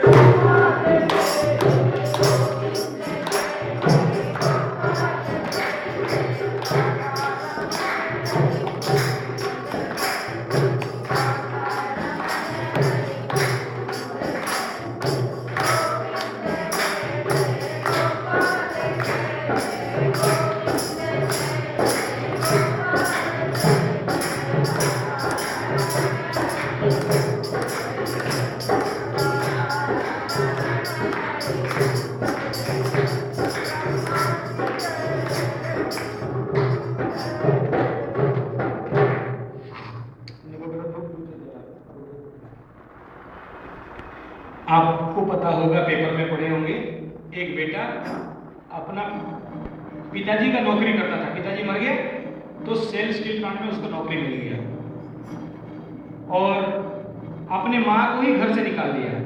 तो माँ स्टील प्लांट के सामने बैठ के हड़ताल कर रही थी कि मेरा बेटा मुझे खाना नहीं देता है, निकाल। ऐसा केस कोई कम है क्या? हजारों देखेंगे कि आज बेटा बेटी अपने माँ को लात मार रहे हैं, अलग रख रहे हैं, खाना नहीं दे रहे, बेटा बहू निकल के सास को बाहर निकाल दी। ये स्थिति आज कम है क्या देश में? कम नहीं। और ये स्थिति क्यों है? आज ये परिस्थिति क्यों मेरे देश के साथ? इस देश में माता ही सबसे ज्यादा आज पीड़ित है, कष्ट में है, दुख में है, उनको घर से निकाला जाता है, वो ओल्ड एज होम में है। कलकत्ता का ओल्ड एज होम में गया था, सुदर्शन जी मेरे को लेके गए थे, तो वहाँ एक बूढ़ी औरत थी, उसका बेटा अमेरिका में, दूसरा बेटा और कहीं ऑस्ट्रेलिया में, और उसका बेटी कहीं मुंबई में, पूछने वाले कोई है नहीं, और बहुत ऐसा ओल्ड एज होम को बहुत पैसा देते हैं कि मेरा माँ को संभाल देना। बेटा इसलिए जन्म किया था क्या? और वो बुढ़िया, मैं देखा उसका आंख से खून निकल रहा था। आज इस देश में माओ के साथ ये हाल है। वो बेटा बेटी का कभी कल्याण होगा? जो माँ का अभिशाप जिसको मिल गया है, वो बेटा बेटी जितना भी पैसा कमा ले, जीवन में कभी शांति पा सकते हैं, आनंद पा सकते हैं, सुख मिल सकता है? कभी नहीं कमा सकते। तो इस देश के साथ ये क्या हो रहा है और ये क्यों हो रहा है? आप देखिए, देश में चारों तरफ अनाचार, दुराचार भरा पड़ा है। कोई डॉक्टर बन गया तो किडनी चोरी कर रहा है, कोई नेता बन गया तो चारा घोटाला कर रहा है। ये सारा स्थिति क्यों है? इसका कारण क्या है? घर घर में आज बेटा माँ बाप का बात सुनते नहीं, सुनते हैं क्या? नहीं। आज पूरे देश में डिवोर्स, विवाह विच्छेद 80% बढ़ गया है। क्यों है? आज रोगों का संख्या बढ़ गया है। जंगल आज चारों तरफ से खत्म है। क्यों जंगल खत्म है? आज माओवादी समस्या चारों तरफ बढ़ रहा है कि नहीं बढ़ रहा है? आप पेपर में पढ़ रहे हैं, बिना मतलब के लोगों को, गरीब गांव वासियों को मार दिया जा रहा है और बड़े बड़े बिजनेसमैन का बिजनेस खत्म कर दिया जा रहा है। जो कोई भी दोष नहीं किया उसको मारा जा रहा है। हो रहा है कि नहीं हो रहा है? क्यों हो रहा है ये समस्या? और इन सभी समस्या का समाधान क्या है और इस सभी समस्या का कारण क्या है? मां आज कष्ट में है, गौ माता का हत्या हो रहा है, गौ माता गौशाला में रह रही है, मनुष्य का माता ओल्ड एज होम में, वृद्धाश्रम में रह रही है। ये जो भी समस्या है, ये आपका घर का समस्या नहीं है क्या? सबसे ज्यादा नर्सिंग होम खोले जा रहे हैं, नर्सिंग होम, डॉक्टर्स बढ़ रहे हैं, रोग बढ़ रहा है। क्यों? इसका कारण क्या है? इसका कारण अगर ढूंढते जाएंगे, आज गौ हत्या के पीछे कारण ढूंढेंगे, आज मातृ हत्या के पीछे कारण ढूंढेंगे, आज लड़कियों को पेट में रहने नहीं दिया जा रहा है, मार दिया जा रहा है। ये सारे समस्या, सामाजिक समस्या, अर्थनैतिक समस्या, राजनीतिक समस्या, जो कुछ भी समस्या है और धार्मिक समस्या, सभी समस्या के पीछे एक बड़ा कारण है। और वो कारण क्या है? वो कारण है आज का शिक्षा पद्धति, एजुकेशन सिस्टम। ये एजुकेशन सिस्टम से ही लड़के निकलते हैं, लड़की निकलते हैं और देश को बर्बाद करते हैं। आपको बताऊं, लॉर्ड मैकले करके इस देश में एक अंग्रेज आया था, पता है लॉर्ड मैकले? ये लॉर्ड मैकले भारतवर्ष में आके पूरब पश्चिम उत्तर दक्षिण चारों तरफ घूमा। उसके बाद रानी के पास लेटर लिखता है कि ये देश में सोने का चिड़िया है, ये देश में सब कोई अमीर है, यहाँ एक भी भिखारी नहीं है, एक भी गरीब नहीं है, एक भी चोर नहीं है। बनिया अपना काम कर रहा है, ब्राह्मण अपना काम खेल रहा है, खेतरी अपना काम कर रहा है, शूद्र अपना काम कर रहा है। और यहाँ का जो इकोनॉमी है एक स्ट्रॉन्ग इकोनॉमी है, चक्रीय अर्थव्यवस्था है। यहाँ कोई बहुत गरीब नहीं है, यहाँ कोई बहुत अमीर नहीं है, बैलेंस है। तो इसको बहुत दिन तक आप स्वाधीन नहीं कर सकते, पराधीन नहीं कर सकते हो। तो रानी विक्टोरिया बोली क्या करना है फिर? बोले सिस्टम को तोड़ना है। सिस्टम क्या है? तो फिर वो भारत में चारों तरफ घूमा और उसके बाद रिपोर्ट निकालता है कि इस देश में जो संस्कृति है, ये संस्कृति है ऋषियों का संस्कृति, और इसके मेरुदंड है गाय। तो लॉर्ड मैकले और अंग्रेज लोग पहले गाय काटने का काम चालू किए। उसके बाद द्वितीय काम क्या किए? ये गौ सेवा कौन करा रहा है? ये कृषि कौन करा रहा है? गुरुकुल। तो गुरुकुलों को क्या किया? रातों रात जितने गुरुओं को हत्या कर दिया गया, गुरुकुलों को तहस नहस कर दिया गया, गुरुकुल में जितने पोथी थे, जितने किताब थे, उनको जला दिया गया, और जो जला नहीं पाए उसको लेकर समुद्र में फेंक दिए, जो फेंक नहीं पाए उसको ब्रिटिश लाइब्रेरी में लेकर रख दिया। और लॉर्ड मैकले गुरुकुलों को तोड़ने के बाद एक नया शिक्षा पद्धति लगाया, को एजुकेशन। लड़का लड़की एक रूम में बैठ के पढ़ेंगे, को एजुकेशन चालू किया। और अंग्रेज 3 सी दिए, C for classroom, C for cricket, C for club. और ये स्कूल चलाने के बाद, इंग्लिश मीडियम स्कूल, को एजुकेशन चलाने के बाद लॉर्ड मैकले अपने पिताजी के पास लेटर लिख रहा है, लेटर टू हिज फादर। बड़ा फेमस हुआ ये लेटर। वो लिख रहा है अपने पिताजी के पास, मैं ऐसा शिक्षा पद्धति भारतवर्ष में चला रहा हूं जिस शिक्षा पद्धति के माध्यम से ये लोग जब बड़े हो जाएंगे तो देखने के लिए मात्र भारतीय रहेंगे, लेकिन इनका मानसिकता पूरा अंग्रेजियत रहेगा। ये सब काले काले अंग्रेज बन गए होंगे। ये बड़े होने के बाद सबसे पहला लात अपने माँ को मारेंगे, अपने घर से गौ को हटा देंगे, अपने घर से गीता को हटा देंगे, अपने घर से गंगाजल को हटा देंगे, अपने घर से गायत्री को हटा देंगे, अपने जीवन से सारे आध्यात्म को हटा देंगे। और इनके दिमाग में एक ही चीज घुसेगा, विदेशी वाले अच्छे हैं, भारतीय वाले बेकार हैं। ये क्लासरूम का परिणाम है। और ये स्कूल लॉर्ड मैकले का को एजुकेशन चलने के बाद आपको पता है क्या परिणाम हुआ? आप कहानी सुने हैं डाक मुंशी? कोई भी पढ़ा है डाक मुंशी? फकीर मोहम्मद सेनापति का हाथ उठाओ। बहुत अच्छा। और वो फकीर मोहम्मद सेनापति एक किताब लिखी, उपन्यास, डाक मुंशी, कभी पढ़ लेना। अंग्रेज लोग वो किताब को पढ़ने के बाद बहुत खुश हो गए, आनंदित हो गए, बोले बढ़िया, जो काम किए थे सफल हो गए। क्या किताब में क्या था? फकीर मोहम्मद सेनापति का लिखा, 1800 या 1700 में कुछ लिखे हैं वो किताब, 1800 कितने में या 19 में याद नहीं है। जब को एजुकेशन लग गया, लड़का लड़की एक साथ पढ़ने लगे, इंग्लिश मीडियम चालू हो गया, तब वो लड़का जो को एजुकेशन से पढ़ के निकला था, डाक मुंशी में एक किस्सा ये है कि उसका बाप एक डाकिया था, पियोन था, उसका बेटा कई साल क्लास पढ़ा लिखा था, तो अंग्रेजी बाबू का पैर पकड़ के उसके लिए नौकरी दे दिया पोस्ट ऑफिस में। धीरे धीरे ये नौकरी पाते पाते ये डाक मुंशी बन गया और वो बड़ा बाबू बन गया। तो उसके घर में मेम साहब और बाकी लोगों का ऐसा कुछ गेट टुगेदर पार्टी टाइप होने लगा। ये लोग इसको निकाल दो सब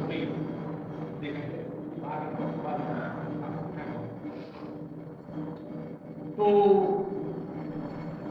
उसी गेट टुगेदर में, वो पार्टी में, वो बूढ़ा डाक मुंशी जो था ना, उसका बूढ़ा बाप खांसी हो रहा था, तो उसको कोई बोल दिए क्या बूढ़ा घुसट रखा है घर में, वो बोलता है वो मेरा नौकर है, नौकर। ये गुस्सा हो गया और अपना बूढ़ा बाप को उठा के लेके कहां फेंक दिया? किया में फेंक दिया। ये घटना जब देखा,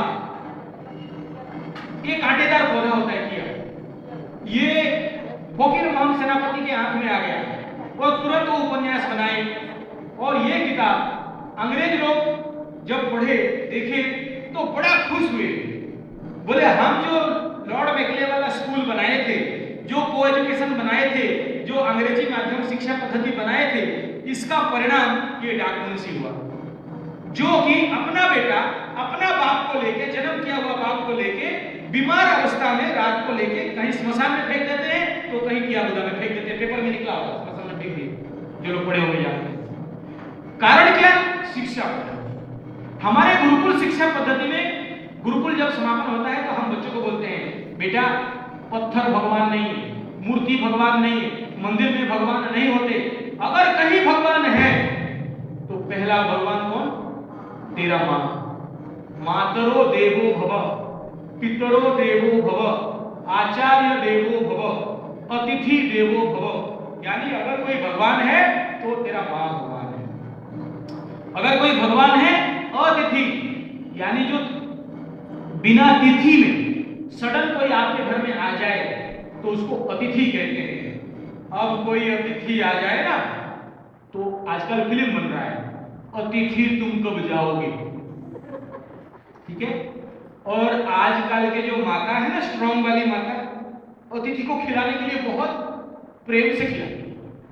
कोई आ जाए, हाथ पटको, पैर पटको, होटल में खिला दो, क्यों घर में रख रहे हो? आप लोगों में नहीं होता होगा, मुझे पता है, हमारे उधर होते हैं, ठीक है ना। घर पे बोलते ए जी सुनो, अंदर आओ, कहां का समस्या दिमाग में लेके आ गए, जाओ होटल में खिला देना। अतिथि देवो भव, अतिथि भगवान है। जो अपने मां को घर से लात मार के निकालती है, वो अतिथि को कहां देवता समझे? कारण क्या है? हमारा शिक्षा पद्धति, हमारा स्कूल, हमारा को एजुकेशन। और हम क्या बोलते हैं? जितने पढ़ा सिते बेड़ा, जितने पढ़ुआ सिते बुढ़िया। और इसको क्या बोलते हैं? एजुकेटेड इडियट्स इनको कहा जाता है। ये पढ़ लिख लिए तो देश का परंपरा, देश का संस्कृति, देश का धर्म सब भुला खा जाते हैं। और हम लोग भी कंपटीशन, मेरा बेटा अंग्रेजी में मम्मी मरा हुआ, डैड मर गया, मेरा बेटा डैड, मेरा बेटा मम्मी ले। मतलब आपको गर्व है कि मेरा बेटा मेरे को मम्मी बुला। मम्मी माने मिस्र में जो मरने के बाद गाड़ देते हैं ना, तो मरा हुआ तो कोई भक्ति कर सकता है, प्रेम कर सकता है, कोई उसका पैर छू सकता है। पैर छुए तो भी मैकेनिकली, किसी जैसे। कहां मां के प्रति भक्ति और कहां प्रेम और कहां पूजा। और जो आदमी अपने केंद्र बिंदु जहां से जन्म हुआ उस मां को प्रेम भक्ति नहीं कर सकता, तो कोई पत्थर, मूर्ति और मंदिर और गाय को भक्ति कर सकता है? अतिथि को भक्ति कर सकता है? नहीं कर सकता। इस देश के लिए भक्ति कर सकता है? इस देश के लिए मरेगा वो? नहीं मरेगा। दुर्भाग्य तो ये है कि हमारे बच्चे तो, और सबसे बड़ा कष्ट का बात क्या जानते हो, जब से देसी गाय काटने लगे माताओं के स्तन से दूध सूखने लग गया। 90% माताओं के स्तन में दूध नहीं है और आपके बच्चे मां का दूध नहीं पीते। अब उनको सैरलैक्स, जर्सी का दूध, ओमफेड का दूध पिलाओ। और जो बच्चा मां का दूध नहीं पिया वो कभी मजबूत हो सकता है? बोलते हैं ना, मां का दूध पिया है तो आज लड़ के देख, बोलते हैं ना। जो बच्चा मां का दूध नहीं पिया वो बॉयलर नहीं बनेगा तो क्या बनेगा? और आपके देश में जो सैनिक आपको बचाने के लिए है ना, वो सब बॉयलर और जर्सी गाय का दूध और डब्बा का दूध, अमूल का दूध और सैरलैक्स खा के खड़े हैं। कल चाइना आक्रमण करेगा या पाकिस्तान आक्रमण करेगा, जवाब दे नहीं पाएंगे। इसलिए बोल रहा हूं, मां हो ना, इस देश को भगत सिंह दो, इस देश के लिए भगत सिंह जन्म करो, सुभाष बोस जन्म करो। और करना तभी जब देसी गाय घर में हो, जब अग्निहोत्र करो, जब बलि वैश्य करो, जब ऑर्गेनिक खाओ। खा रहे हो जहर, और कहां से देश के लिए कोई भगत सिंह और कहां से देश के लिए कोई सुभाष बोस जन्म करके दोगे, विवेकानंद जन्म करके दोगे? 1947 मसीहा से इस देश में दूसरा भगत सिंह, विवेकानंद, सुभाष बोस जन्म हो नहीं पाया। कोई मां का कोख एक भी देश को सुभाष बोस और भगत सिंह दे नहीं पाया। ये दुर्भाग्य है इस देश का माताओं के लिए, और छी है इस देश की माताओं के लिए कि आज तक एक उत्पन्न नहीं हो पाया जो देश को संभाल सके। इस देश में कभी लालू उत्पन्न होता है तो कभी इस देश में गाय का चारा खा जाता है तो कभी इस देश में 2G कर लेता है, और इतना गिनौना नेता कि सैनिकों का ताबूत का पैसा खा जाते हैं। तो ये माओ के लिए चैलेंज नहीं है कि आगे इस देश को कोई बचाने के लिए कोई महान व्यक्ति को जन्म करना है। उस जन्म कराने के लिए मैं घूम रहा हूं, क्रांति कराने के लिए घूम रहा हूं। यहां गो कथा करके आपका दक्षिणा भीख मांगने नहीं आया, इसलिए आया। ये दर्द है, ये पीड़ा है, और ये पीड़ा उस मां को दर्द दिया जिसके लिए वो बोले धूप में भी तड़पने के लिए तैयार हो। चलो गो कथा करने। धन्य है उस मां और उनको जो सहायता करने वाली, धन्यवाद। और आप सब आए, आपको भी बहुत बहुत धन्यवाद है। लेकिन सुन के भाग जाओ तो इससे बड़ा पाप और कुछ नहीं। और कुंभी पाक नरक से कोई बचाएगा नहीं। क्यों पता है? जो अनाचार दुराचार करते हैं, पापी हैं, वो अलग हैं, लेकिन जानबूझ के अनाचार दुराचार को जो प्रश्रय देते हैं वो सबसे बड़ा पाप है। जब जानते हो कि गौ माता के प्रति इतना घिनौना अत्याचार हो रहा है, इस मनुष्य माताओं के प्रति इतना घिनौना अत्याचार हो रहा है, तो आप सुनने के बावजूद अगर ऐसे ही बैठे रहें और गौ माता का रक्षा के लिए काम नहीं करें, इस देश का माताओं के लिए रक्षा का काम नहीं करें, इस देश का छोटे छोटे बच्चे जो आज अंग्रेजी मीडियम स्कूल में पढ़ के बर्बाद हो रहे हैं, इस देश का संस्कृति को खा जा रहे हैं, अगर आप काम नहीं करोगे तो कौन करेगा? और मां नहीं करेगी तो कौन करेगा? और ये युग पूज्य राम शर्मा आचार्य गुरुदेव का ये नारियों का युग है। ये जो 2000 साल है ना, ये कालखंड, ये नारी ही आने वाला समय में बहुत भयंकर क्रांति करने वाली है। वो गया युग जब वो भगत सिंह और बाकियों का, आज नारियों का क्रांति का युग है। और ये कहते हैं, और याद रखना, सभी समस्या का जड़ है ये स्कूल। और मेरा एक बड़ा मकसद है गोरक्षा। और जैसे लॉर्ड मैकले हमारे गुरुकुल को तोड़ा था, हम ये जितने सारे एजुकेशन सिस्टम है, स्कूल है, कॉलेज है, सबको बंद करेंगे और नया स्कूल खोलेंगे। आप बोलोगे कैसे बंद करोगे? सिंपल सा बात है, हम गुरुकुल खोले हैं, काम कर रहे हैं, हवा में भाषण देने नहीं आए हैं। हम गुरुकुल खोले हैं, रेसिडेंशियल गुरुकुल स्कूल भी खोले हैं और कॉलेज भी खोले हैं। अब सोचिए कोई गाय है, इसको बिना छुए छोटा करना है, क्या करोगे? कोई गाय है, बिना छू के इसको छोटा करना है, कैसे करोगे? बहुत बढ़िया, वेरी गुड, एक लंबा गाय का। तो हम गुरुकुल हर ब्लॉक में खोलने का काम कर रहे हैं। ऐसा स्कूल जहां पर लर्न एंड अर्न हो, बच्चे पढ़े भी और कमाए भी। ऐसा आपको पेपर मिल जाएगा, वो बाबा जी दे देगा।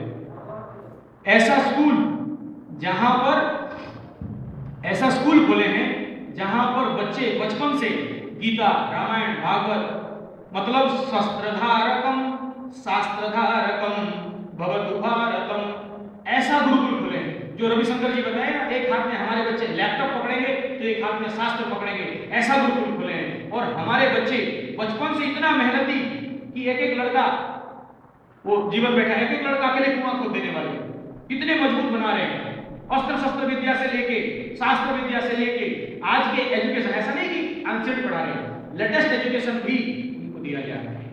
क्यों दिया जा रहा है, क्यों गुरुकुल खोले? मैं बता रहा था ना, C for club, C for classroom, C for cricket, अंग्रेज देखे गए ना। सी फॉर क्लासरूम क्यों बनाया? क्लासरूम इसलिए बनाया कि ऐसा एजुकेशन सिस्टम जहां पर सारे बच्चों को क्लासरूम में भर दिया जाए। क्यों भर दिया जाता है? जो गांव के हैं उनको पता होगा, गाय जानते हैं, गाय घोड़ी में चलाओ, मतलब भीड़ में चलाओ, तो कोई भी गाय हृष्ट पुष्ट मजबूत नहीं होते, क्योंकि उनको अच्छा भोजन नहीं मिलता। तो क्लासरूम इसलिए बनाया गया कि सारे बच्चों को लाके क्लासरूम में भर दो, और वहां पर कौन पढ़ाएगा? ऐसे इडियट पढ़ाएंगे जो खुद कुछ नहीं जानते। उनको अगर गवर्नमेंट स्कूल वाले लात मार के निकाल देना नौकरी से, स्कूल से निकाल दिया जाए, तो भीख मांगेंगे तो भीख नहीं मिलेगा, यानी कोई काम के लायक नहीं है। और बच्चे क्या है, जो देखते हैं वो सीखते हैं, बच्चे वहीं से सीखते हैं ना, तो वो जानते हैं कि ये टीचर, ये मास्टर अपने जीवन में कुछ किया नहीं, और वो बच्चे जो उनसे सीखते हैं तो बढ़ के वही बनते हैं, क्योंकि वो टीचर जिंदगी भर ट्यूशन, पैसा हाय पैसा बोली जाओ मोजी बनोगा कौन पैसा कचला पैसा एक ही काम के पीछे दौड़ा। तो ये बेटा स्कूल से निकलने के बाद बड़ा हो जाए तो क्या करेगा? देश सेवा, मातृ सेवा, गौ सेवा, कृषि, खेती, क्या करेगा? एक ही काम करेगा, बस आगे परसों जागे परसों बाबू परशुराम, पैसा क्या न करे, बाप बड़ा ना भैया, सबसे बड़ा ना भैया। और कमाए ना, मुझे दुख नहीं है, लेकिन दुर्भाग्य क्या जानते हो? ये एजुकेशन सिस्टम, ये स्कूल सिस्टम क्या दे रहा है आज मेरे देश को? क्या दे रहा है? नौकर। 9 बार बोलो फिर करेगा नौकर, 4 बार बोलो फिर करेगा चाकर। चाकर और नौकर बना रहा है। पढ़ लिख ले और स्कूल से बच्चे निकले, उनको पूछना क्या करोगे भाई? नौकरी, चाकरी। और इस देश का नियम क्या है? मेरे देश का गुरुकुल क्या बनाता था? मालिकों का देश था, यहां नौकर नहीं हुआ करते थे। और देश का नीति क्या था? उत्तम कृषि। तो मां कर रही है ना कृषि, एग्रीकल्चर सेक्टर में 100 एकड़ का प्रोजेक्ट। उत्तम कृषि, मध्यम व्यापार, अधम नीच है नौकर, ये देश का नीति था। और आज का कॉलेज और स्कूल का प्रोडक्शन क्या? नौकरी। और जानते हो, शेर का बच्चा मर जाए घास खाएगा नहीं, और बोलते हैं हमारे देश में वैश्य का बच्चा, मारवाड़ी का बच्चा मर जाए नौकरी। लेकिन आज खून में ऐसा पानी हो गया है, भैंस का दूध और जर्सी का दूध इतना घुस गया है शरीर में। लॉर्ड मैकले का स्कूल, को एजुकेशन, इंग्लिश मीडियम इतना मेरे देश में घर कर गया है कि बच्चे निकले तो पहला चॉइस क्या है? नौकरी।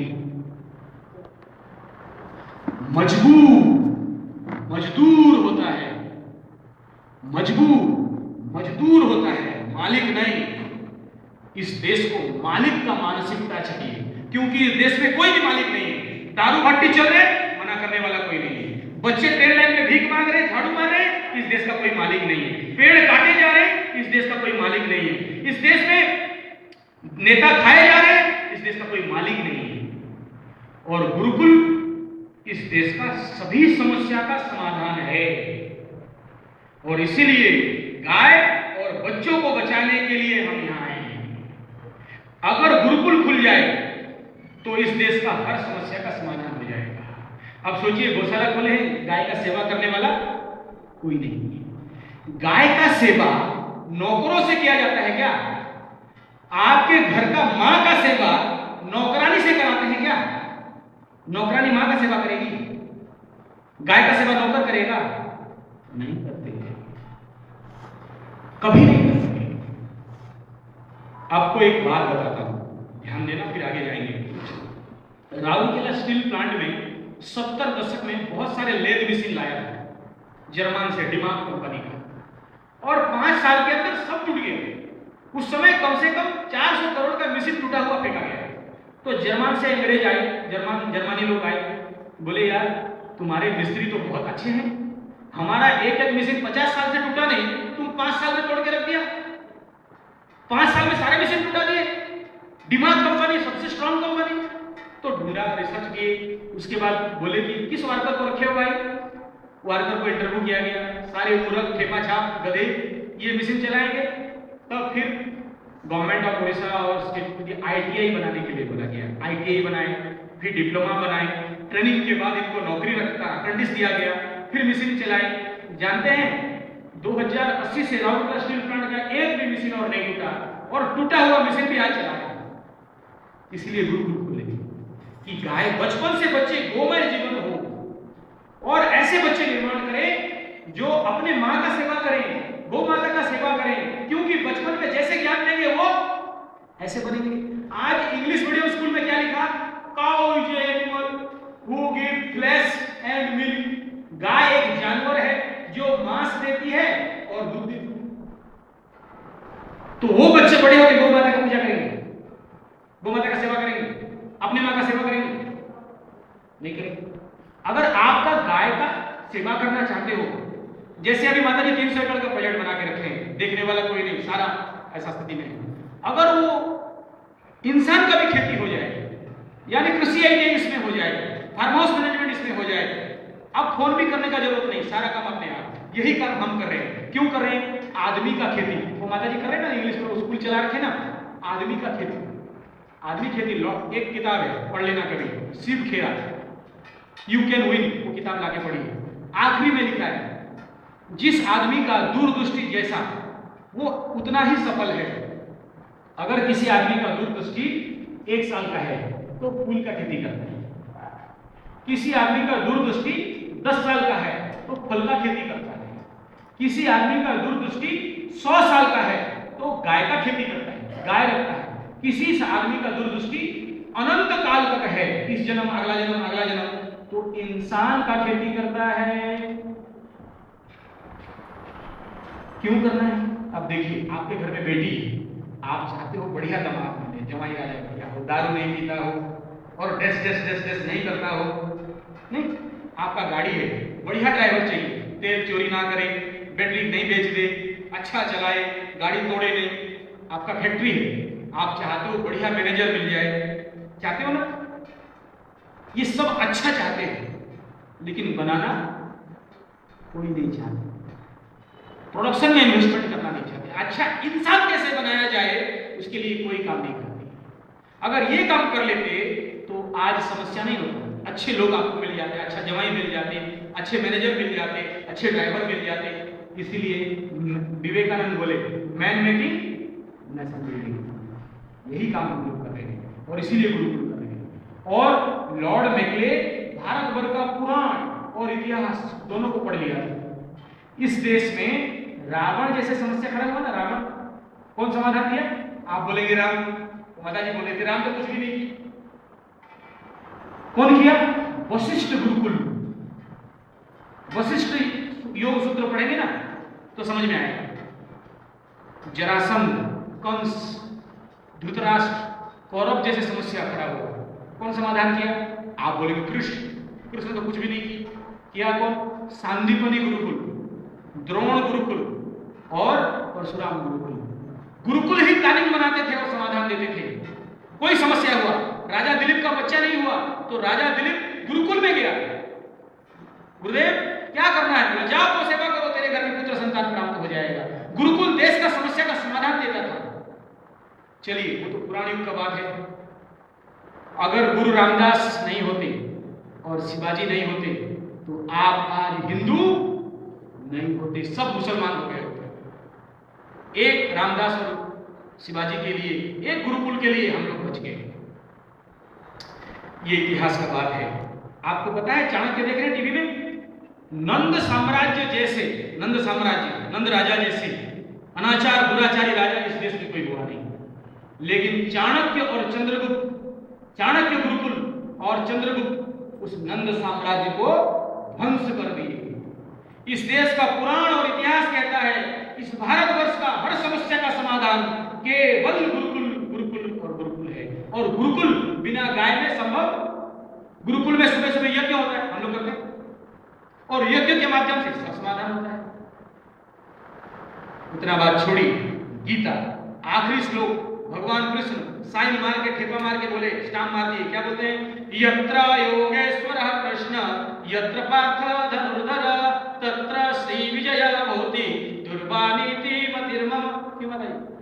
आखिरी श्लोक यही बता रहे हैं कि जहां पर गुरु और शिष्य रहेंगे, यानी गुरुकुल चलता रहेगा, वहां पर उस देश में कहीं भी अनाचार दुराचार संभव नहीं है और हर समस्या का समाधान है। आप देखिए, इस देश का बड़ा समस्या, जंगल खत्म हो रहा है, हमारा गुरुकुल चला रखे हैं, आज 7 साल से हमारे जंगल में आग नहीं लगा और इतना सुंदर जंगल बचाए हैं कि फॉरेस्ट डिपार्टमेंट बोल रहा है 50 एकड़ जमीन ले लो महाराज और बढ़िया जंगल बनाओ। 50 एकड़ जमीन और दे रहा है कि इसको भी जंगल बनाइए, इतना सुंदर जंगल बनाइए। अब सोचिए, जिस गांव में गुरुकुल चलता होगा और 1000 बच्चे उस गुरुकुल में पढ़ते हैं, अभी हमारे गुरुकुल में 1000 बच्चे नहीं है, प्रयास चल रहा है, 1000 बच्चे जो अस्त्र शस्त्र धारकम भवतु भारतम हो, ऐसा बच्चे जो सुबह सुबह गोमूत्र पिए, दूध दही मक्खन में सरी खाएं, सात्विक भोजन करें, यज्ञ करें और अस्त्र शस्त्र विद्या, कराटे इत्यादि महान भयंकर विद्या सीख लें, सात्विक गुरुकुलीय परंपराइक ज्ञान हो, आधुनिक ज्ञान भी हो, ऐसे बच्चे जहां 1000 होंगे, उस गांव में दारू भट्टी चल सकता है? माओवादी बनने का जरूरत नहीं है, अस्त्र शस्त्र उठाने का जरूरत नहीं है, केवल ऐसे विवेकानंद केवल खड़े होकर देख लें तो दारू भट्टी बन जाएगी। गोहत्या हो रहा है ना रास्ते में, गो चलाते लेने काटने के लिए, 1000 बच्चे जिस गुरुकुल में हो, उस गुरुकुल में उस एरिया में कोई गाय काटने लेगा। अब सोचिए, गरीबों का इंदिरा आवास बनता है ना, इंदिरा आवास, ओल्ड एज इंदिरा आवास बनता है ना, तो सरकार पैसा भेजता है और यहाँ ऑफिसर खा जाते हैं, 6 महीने में घर नहीं बनता है और 1000 बच्चे जिस गुरुकुल में हो और गुरु आदेश दे दे बेटा थोड़ा गुरु को बुढ़िया का घर बना दे, 2-3 दिन में घर खड़ा हो जाए।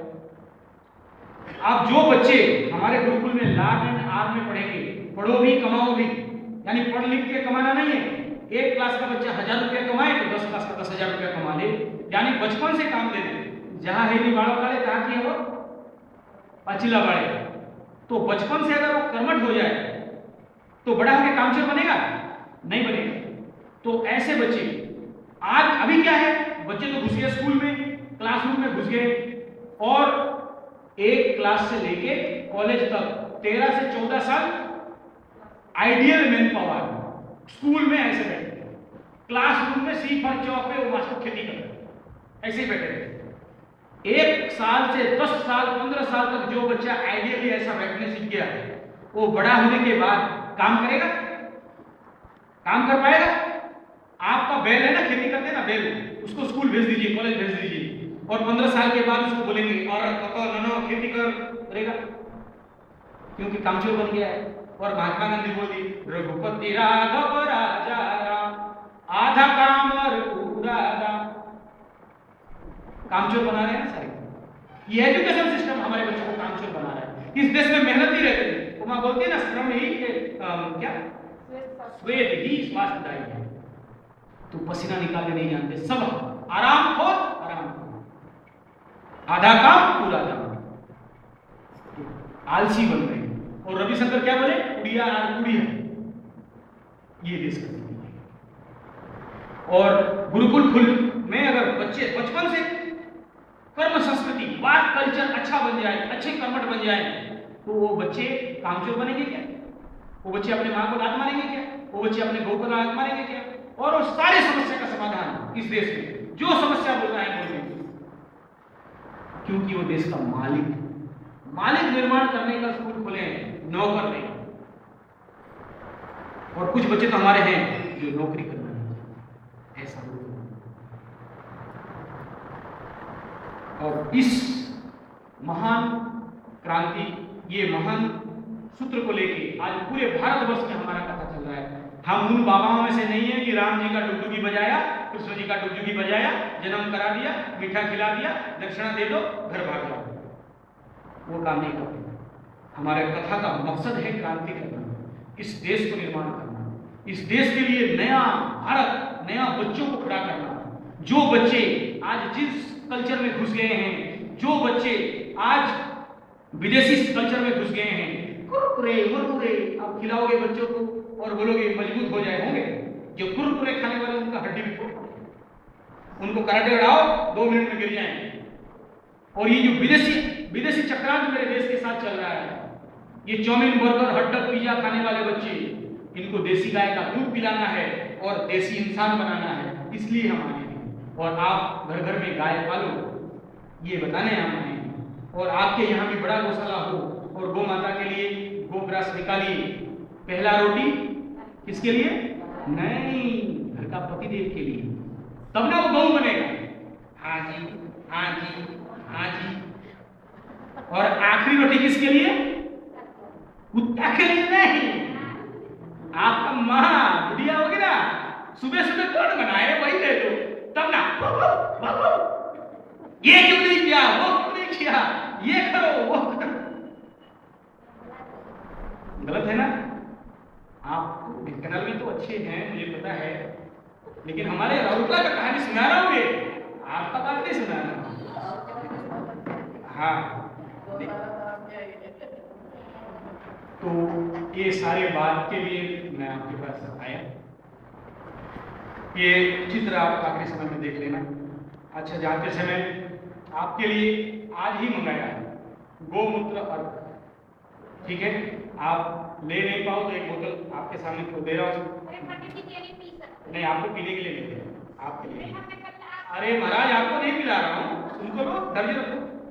जिनको पीना है प्रसाद रूप में ले लेना, नहीं पीना जबरदस्ती किसी को नहीं। हम आपके सामने पी के बता दे रहा हूँ, ठीक है? पी लिया? आपको पीने के लिए नहीं बोलूँगा। अच्छा,